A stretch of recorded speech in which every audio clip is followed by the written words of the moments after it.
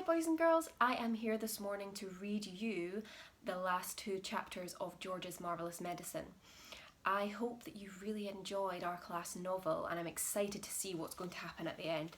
So our first chapter we're going to read is Marvellous Medicine number 4. So let's start there. Back in the kitchen once again, George, with Mr. Cranky watching him anxiously, tipped half a pint of engine oil and some antifreeze into the giant saucepan.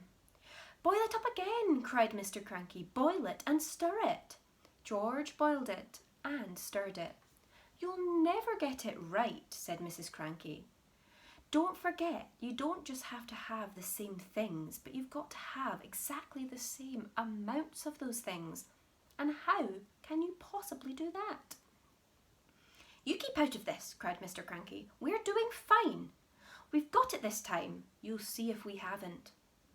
This was George's Marvellous Medicine number 4, and when it had boiled for a couple of minutes, George once again carried a cupful out into the yard. Mr. Cranky ran after him. Mrs. Cranky followed more slowly. "You're going to have some mighty queer chickens around here if you go on like this," she said. "Dish it out, George," cried Mr. Cranky. "Give a spoonful to that one over there."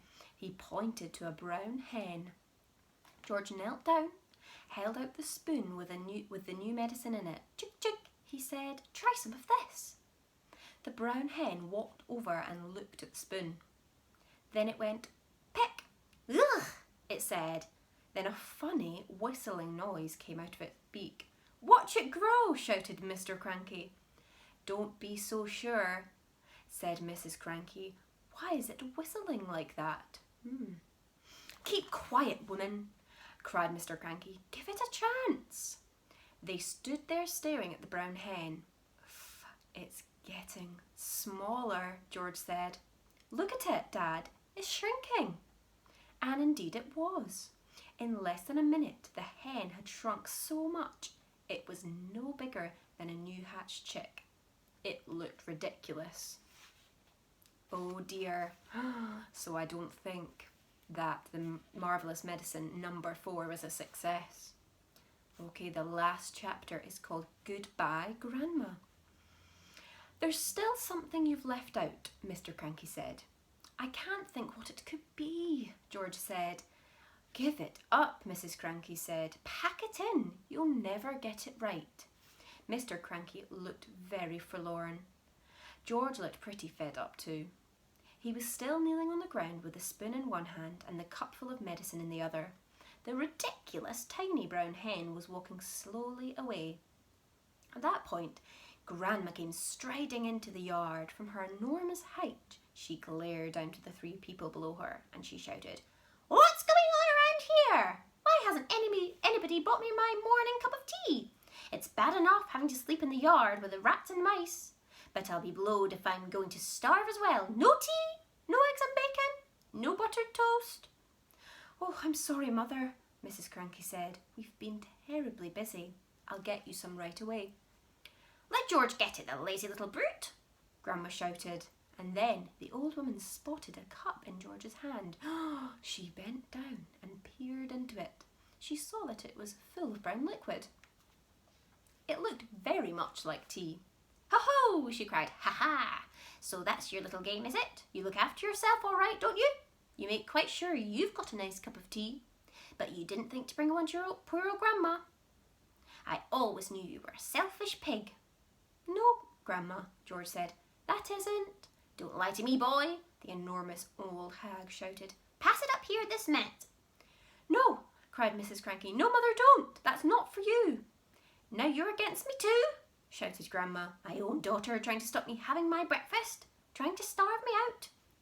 Mr. Cranky looked up at the horrid old woman and smiled sweetly. "Of course it's for you, Grandma," he said. "You take it and drink it while it's nice and hot." "Don't think I won't," Grandma said, bending down from her great height and reaching out a huge horny hand from the cup. "Hand it over, George." "No, no, Grandma," George cried out, pulling the cup away. "You mustn't. You must not have it." "Give it to me, boy," yelled Grandma. "Don't," cried Mrs. Cranky. "That's George's Marvellous." Everything's George's around here, shouted Grandma. George this, George that. I'm fed up with it. She snatched the cup out of little George's hand and carried it high up out of reach. Drink it up, Grandma, Mr. Cranky said, grinning hugely. Lovely tea.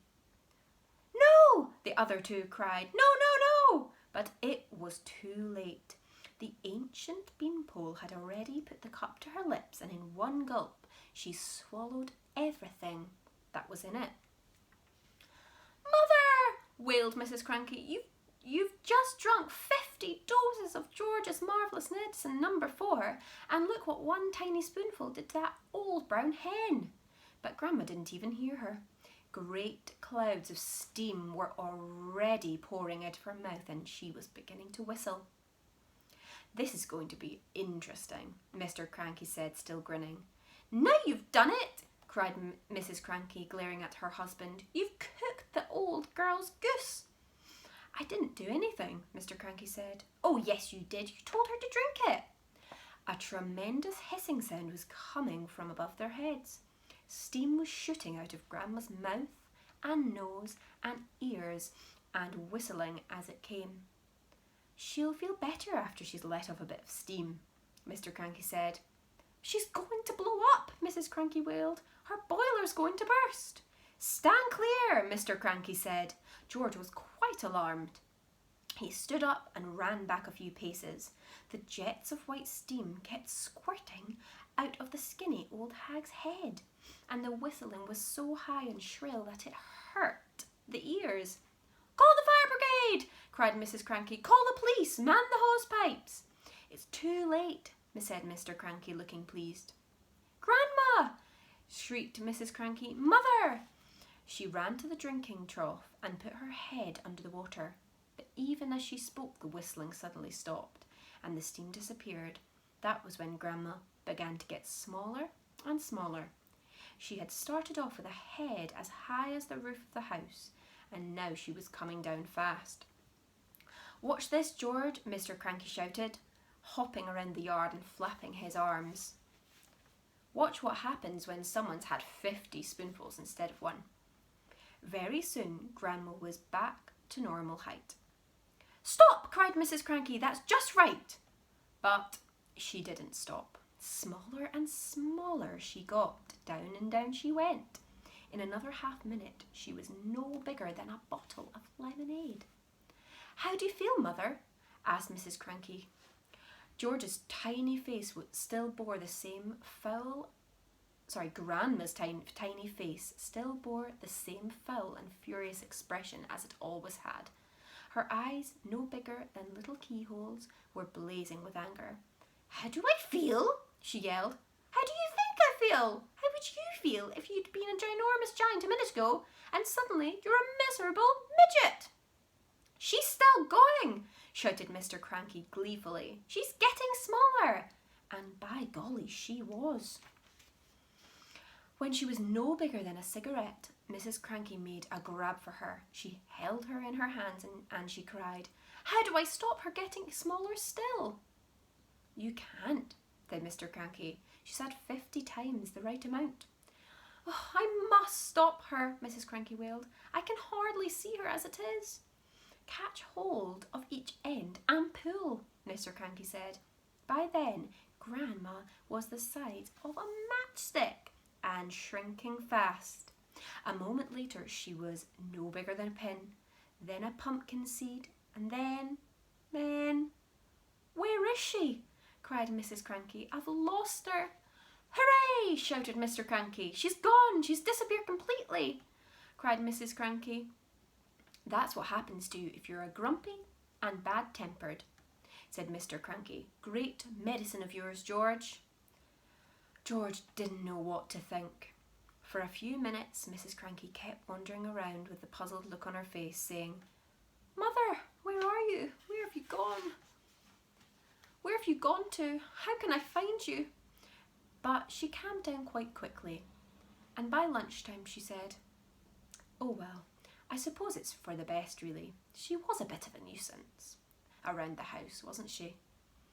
Yes, Mr. Cranky said, she most certainly was. George didn't say a word.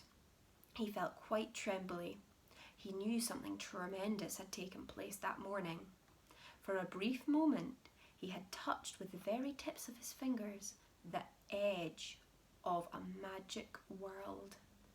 Oh wow, fantastic. That is the end of our class novel. I hope you all loved reading George's Marvellous Medicine. Maybe you could comment on my post on Teams and tell me your favourite part of the story. So the bit that you loved the best. What I'm going to do now is share with you 3 more Roald Dahl stories that I have, and I'm going to let you choose in a poll that I'm going to put onto Teams which book you would like to read next. So which book you would like me and Mrs. Santini and Mrs. Cranston to read for you next. So the first one I have is The Witches, and it's by Roald Dahl. I'm going to read you the blurb at the back, which tells you what the book's about. So, The Witches. You could be sitting next to a witch and never know it. They look just like ordinary women, but they're extremely dangerous to children. Luckily for the boy in this story, his grandmother knows what signs to look for, but even so, things don't go quite as planned. So that's The Witches. So that's one of your choices. The next one is James and the Giant Peach. So James Henry Trotter's parents have been eaten by a rhinoceros. So now he lives with his 2 repulsive aunts. One hot day, something peculiar happens and an enormous peach grows in their garden. Soon, James and the Giant Peach are rolling away from his horrible aunts towards the most marvellous and wonderful place. So that's your second option. The last one is one of my favourite books. This one is Matilda. Matilda's parents have called her some terrible things. The truth is, she's a genius, and they're the stupid ones.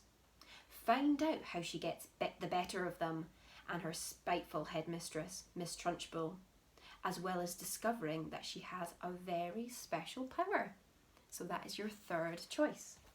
So you can vote in the poll on Teams for what book you would like us to read next for you.